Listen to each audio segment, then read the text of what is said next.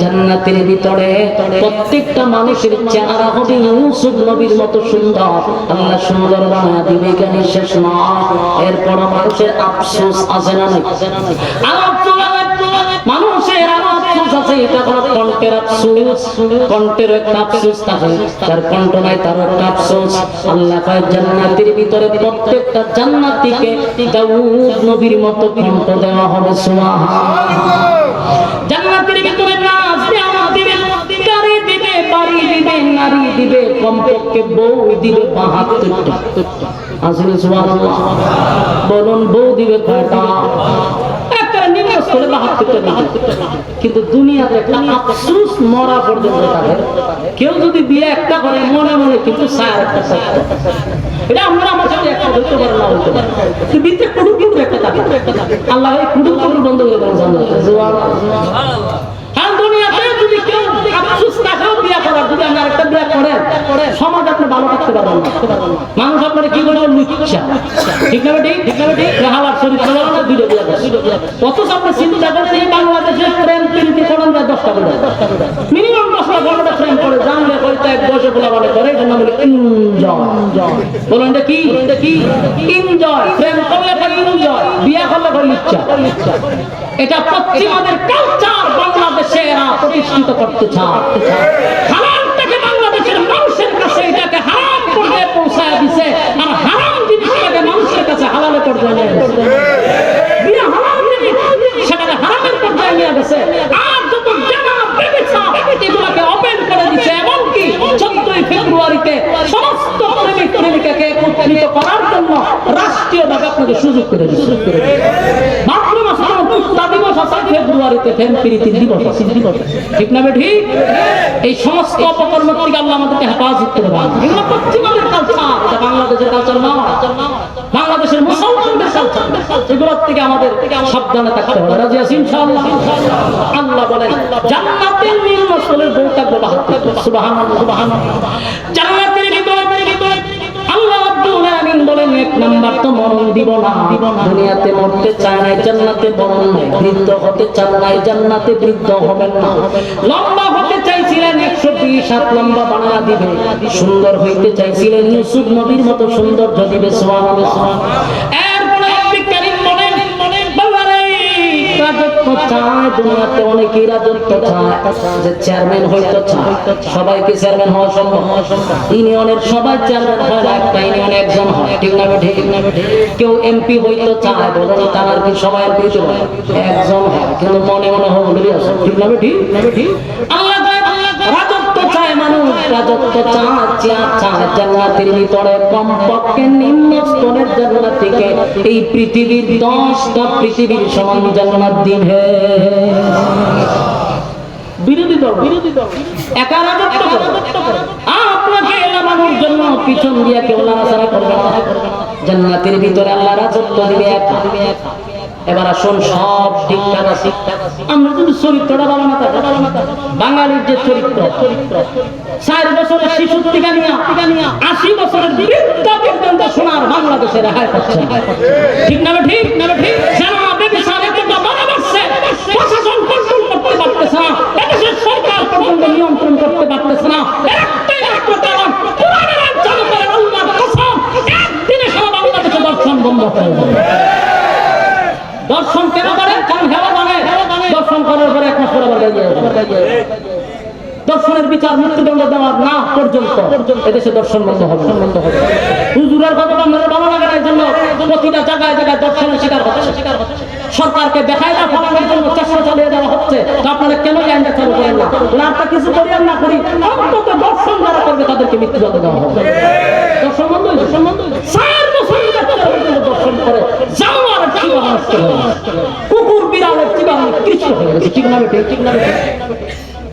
আমার যুবক ভাই, এই দর্শন বন্ধ হবে যদি আল্লাহর আইন জমিনে চালু হবে। এছাড়া দর্শন বন্ধ করতে পারবে গুণ গুণ এই যে মানুষের মাঝে কুত্তাদের রক্তের দাম আছে, মানুষের রক্তের দাম আছে, ঠিক না ঠিক? ঠিক না ঠিক? তো কুত্তা মেরে 24 ঘন্টা ভিতরে গ্রেফতার করেছে, আর মানুষ মেরে গ্রেফতার করতে পারে।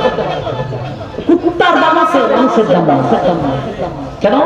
কারণ মানুষ খুন করে চিন্তা করে আমার বড় ভাই আছে, হাতি নেতা আছে, বড় নেতা আছে, হেরে মাইনা 6 মাস হঠাৎ আমরা বেড়ে যাবে। যদি তার মৃত্যুদণ্ড নিশ্চিত করা হতো তাহলে দেশের খুন খারাপ হতো না। ঠিক না ঠিক? আমার জান্নাতের ভিতরে আল্লাহ রাব্বুল আলামিন বলেন আমি রাজত্ব দিব, কোনো বিরোধী দল থাকবে না।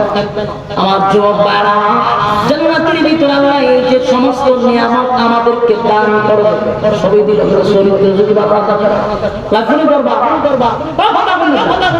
চরিত্র ভালো থাকলে জান্নাতের ভিতরে ভালো লাগবে।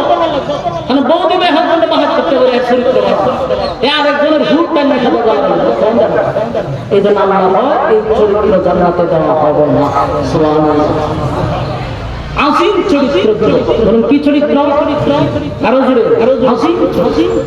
ওয়া ইন্নাকা লা'আলা খুলুকিন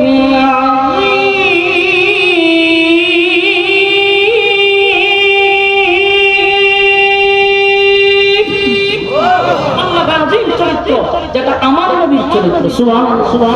এক এক নবীর এক এক গুণ দিয়া জান্নাতে বলুন, এক এক নবী এক এক গুণ দিয়া জান্নাতে যাবে। চরিত্র আমাদের নবীর চরিত্র উম্মতরে দিয়া দিবেন। সুবহানাল্লাহ।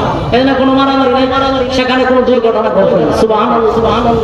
এখন আমার প্রশ্নের জবাব দেন, এতগুলো নিয়ামত আপনাদের সামনে আমি উপস্থাপন করলাম, বলুন সত্য আছে না নাই? আরো জুড়ে আমার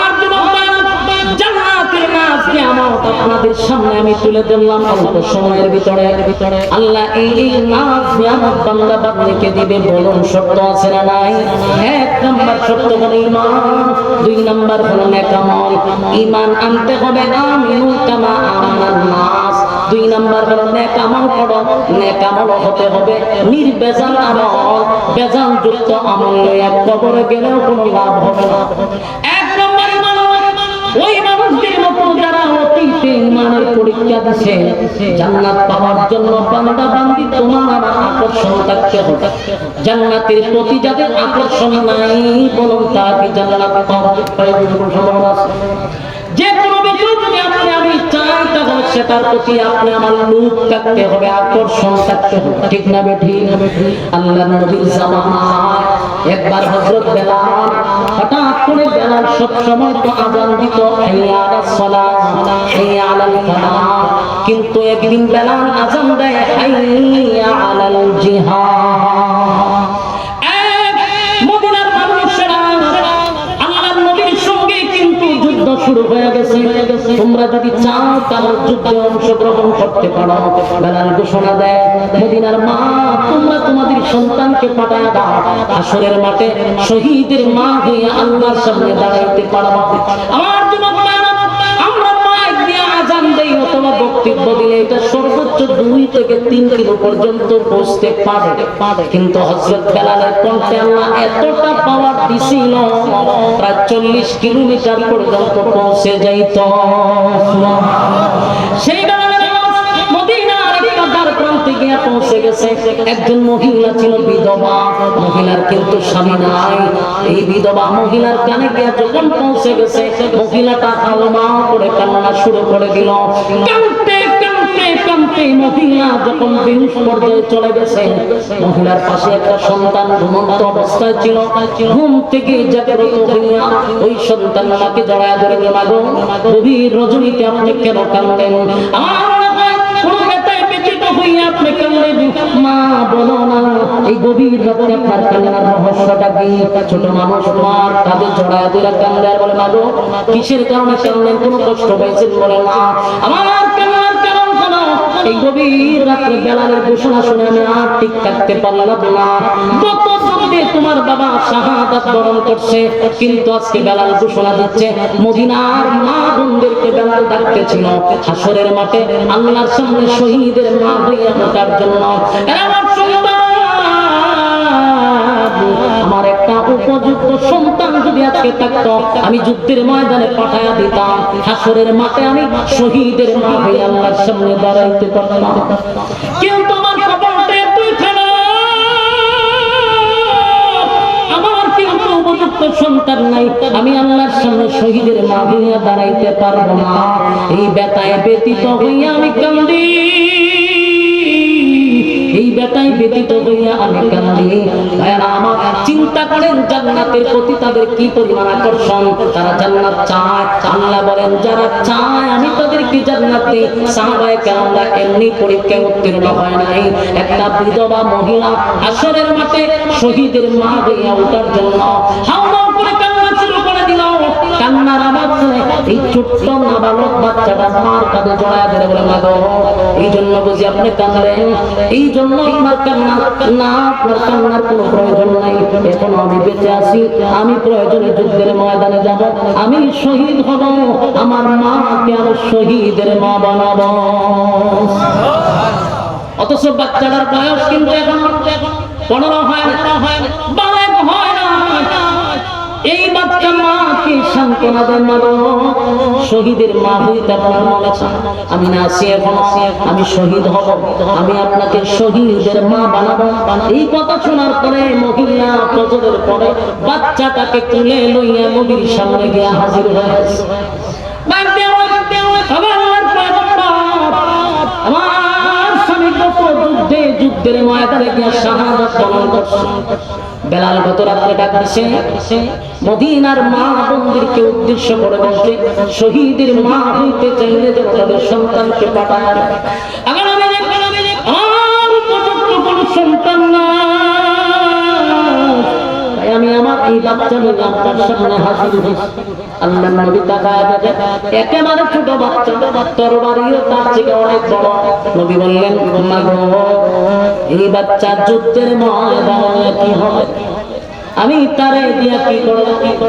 তরবারির চেয়েও তার অবস্থান আরো নিচে। আমি তার কোনটা জ্বালাবো?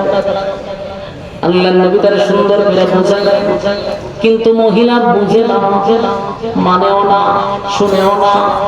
পিছনে গিয়া লাইনে দাঁড়ায়। সাহাবায়ে কেরাম লক্ষ্য করে দেখে পুরুষের লাইনে মহিলা দাঁড়ায় আছে। দৌড়ায় গিয়ে বলেন, মা গো, আল্লাহর নবী আপনারা বুঝাইছে, আমরা ছোট বাচ্চাদেরকে এলাও করি না, নাবালক বাচ্চাকে তো প্রশ্নই আসে, আপনি কেন এখানে দাঁড়ালেন? মহিলা কয়, আমি হাসরের মাঠে শহীদের মা হইয়া দাঁড়াইতে চাই। আল্লাহ নবীর সাহাবীরা মহিলাকে কতটা বুঝাইল, কিন্তু মহিলা বুঝে না, মানে না, শোনে না। চেঁচামেচির কারণে আল্লাহর পয়গম্বরের কান পর্যন্ত যখন আওয়াজটা পৌঁছে গেল, পয়গম্বর এসে বললেন, সাহাবীরা রে, কিসের জন্য তোমরা এত চেঁচামেচি করতেছিলা? বলো, হুজুর, কত না বুঝাইলেন, এই মহিলা তো বুঝে না। মহিলারে বুঝাইলেও মানে না, দেখেন না কতভাবে বুঝাইলাম, কিন্তু মহিলার কথা বলে এই বাচ্চাকে যুদ্ধের ময়দানে পাঠাতে। আল্লাহর নবী বলেন, মা গো, ছোট বাচ্চা যুদ্ধের ময়দানে নেওয়া হয় না, কেন আপনি দাঁড়াইলেন? আর কেনই বা বাধা দিচ্ছেন? নবী গো, আমি জানি আমার এই ছোট্ট বাচ্চা যুদ্ধের ময়দানে কোনো কাজে আসবে না, কোনো কাজে লাগবে না, কিন্তু একটা কাজে লাগবে আমি জানি। যুদ্ধের ময়দানে আপনি নবী যখন যাবেন সাহাবায়ে কেরামদেরকে নিয়ে, তখন হয়তো আপনার উপরে আক্রমণ চলবে, আপনার নবীকে তীর মারা হবে, আপনার নবীকে তরবারির আঘাত করা হবে। নবী, আপনার উপরে একটা তীরের আঘাত করলে আমরা বরদাস্ত করতে পারি না। আপনি তীরের আঘাত দিলে আটকানোর জন্য একটা ঢালের প্রয়োজন হতে পারে। আমার এই ছোট্ট বাচ্চাটারে দুই পা এইভাবে ধরবেন, দুইটা হাত এইভাবে ধরবেন। যখন আপনাকে তীর মারবে, ডান দিকে তীর মারলে ডান দিকে বাচ্চাটাকে ধরে রাখবেন, বাম দিকে যখন তীর মারবে বাম দিকে ধরে রাখবেন। একটা তীরের আঘাত যেন আপনি নবীর উপরে না পড়ে আমার সন্তানের বুকটা ঝাঁঝরা হয়ে যায়, কোনো সমস্যা নাই। আপনি নবীর শরীরে যদি তীরের আঘাত পড়ে আমি বরদাস্ত করতে পারবো না। একটা জবান বন্ধ রাখবেন না, জুড়ে করুন আল্লাহু আকবার, আর জুড়ে করুন আল্লাহু আকবার।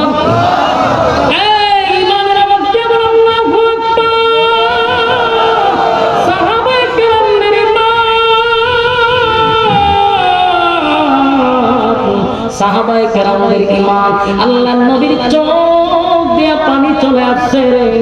নবীজি তাকায় দেখে জান্নাতে যাওয়ার জন্য মহিলার আকর্ষণ, জান্নাতে যাওয়ার জন্য এই মহিলা পাগল পাগল হয়ে গেল। নিজের সন্তানকে কিরদার স্বরূপ নবীর কাছে তুলে দিল। আল্লাহর নবী মহিলাটারে বুঝাইলেন আর বললেন, ম্যাডাম আপনি কেন এইভাবে ছোট মানুষের মতো আচরণ করতেছেন? নবী বুঝাইলেন, বাচ্চাটা বড় হোক, তারপরে হয়তো যুদ্ধের ময়দানে যাবে। এত ছোট বাচ্চা যুদ্ধের ময়দানে এলাও করা হয়। আমার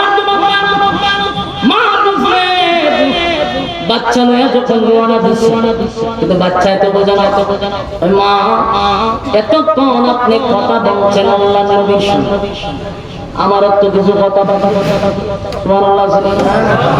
আপনি না হয় কথা বললে, আমারও কিছু কথা বাকি আছে গো, আমাকে একটু সুযোগ করে দাও, আমি আমার নবীর সঙ্গে কথা বলবো। বাচ্চাটা মাত্র 8 থেকে 9 বছরের বাচ্চা দৌড়াইয়া আল্লাহর হাবিবের সামনে গিয়ে আবার দাঁড়াচ্ছে। ডাক দিয়ে বলেন, নবী গো, কোনোভাবে কি আমার মায়ের আফসোসটা পুরা করা যায়? আল্লাহর নবী বলেন, না তুমি বড় হও, তারপরে আমি তোমাকে যুদ্ধের ময়দানে নিব। এতটুকু বাচ্চা নবীকে একটা দৃষ্টান্ত দিল। এখন নবীজি আমি কিন্তু আমার মার কাছে, আমার মা যখন চুলাতে যখন কোন জায়গায় পাক করে, আমার বাসায় উন্দাল নাকি, উন্দালে যখন পাক করে তখন কিন্তু উন্দালে আগুন জ্বালানোর জন্য বড় লাকড়ি আগে দেয়। চুলার মধ্যে বড় লাকড়ি আগে দেয় না, চুলার মধ্যে আগুন ধরানোর সময় ছোট ছোট লাকড়িগুলো আগে ঢোকায়। আগুনটা যখন ধরে যায় তখন কিন্তু বড় বড় লাকড়িগুলো ঢোকায়। আগে যুদ্ধের ময়দানে আমার ছোট একটা বাচ্চাকে যদি আপনি আগে পাঠায় দেন, শহীদ হইয়া যুদ্ধের ময়দানে আগুনটা ধরায়া দিব, পরে আপনি উমরকে পাঠাবেন, আপনি আলীকে পাঠাইবেন, যুদ্ধের ময়দানের আগুনটা আমাকে দিয়া ধরায়া দেন। চিৎকার দিয়া বলেন সুবহানাল্লাহ। আমার যুবক ভাইরা, এই জন্য আল্লাহ বলেন, আমিনু কামা আমানান নাস, ঈমান আনো ওই মানুষদের মতো যারা ঈমানের পরীক্ষায় ফার্স্ট ডিভিশনে ফার্স্ট। ঈমান আনো ওই মানুষদের মতো যারা ঈমানের পরীক্ষায় ফার্স্ট ডিভিশনে পাস করছে, তাদের মতো ঈমান আনো, তাদের মতো ঈমান আনো। আমার যুবক ভাইরা, সাহাবায়ে কেরামদের ঈমান, সাহাবায়ে কেরামদের মতো ঈমান যতক্ষণ না পর্যন্ত আমরা কাছে দাঁড়াতে না যাইতে পারো, বলো এই শুধু 2 গুণে গুণান্বিত দাবি করলেই চলবে না, ঈমান আনতে হবে সাহাবায়ে কেরামদের মতো। কথা বলা ইন্নাল্লাযীনা আমানু ওয়া আমিলুস সালিহাত, ঈমান আনো ওই মানুষদের মতো যারা ঈমানের পরীক্ষায় পাঁচটি বিচরে পাস করছে, তোমরা তাদের মতো ঈমান আনো, তাদের মতো ঈমান আনো। আমার যুবক ভাইরা, এবার শোন, 2টা শর্ত, ঈমান এবং নেকামল, ঈমান এবং নেকামল 2 গুণে গুণান্বিত হইতে পারলে কানাত লাহুম জান্নাতুল ফিরদাউসি নজুলা, আল্লাহ আমাদেরকে জান্নাত দিবে, সর্বোচ্চ ভিআইপি জান্নাত। ঠিক না ঠিক? আল্লাহ সবাইকে বোঝার তৌফিক দান করুন, সকলে বলে আমিন। আমার যুবক ভাইরা, আমরা তো হুজুর তো আমাদের সুলতানুল ওয়াইজিন আল্লামা খালেদ সাইফুল্লাহ সাহেব আপনাদের মধ্যে ইতিমধ্যে চলে আসবেন ইনশাআল্লাহ। হুজুরকে নিয়ে আসুন, আমি জীবনে করি যার যে যোগ্যতা নাই দিয়ে তো লাভ এটি বুঝি আমি না কেন বলবো এটা আগে আমরা বসেন ইনশাআল্লাহ। বড় করে নিয়েছে ফুটেন, যার জন্য আপনারা আসছেন উনি চলে আসতেছে, বসেন আর বসেন। এই যে এখন আমার যে দায়িত্ব দিছে, এই দায়িত্ব আসলে আমার কোনো অভিজ্ঞতা না, এরপরে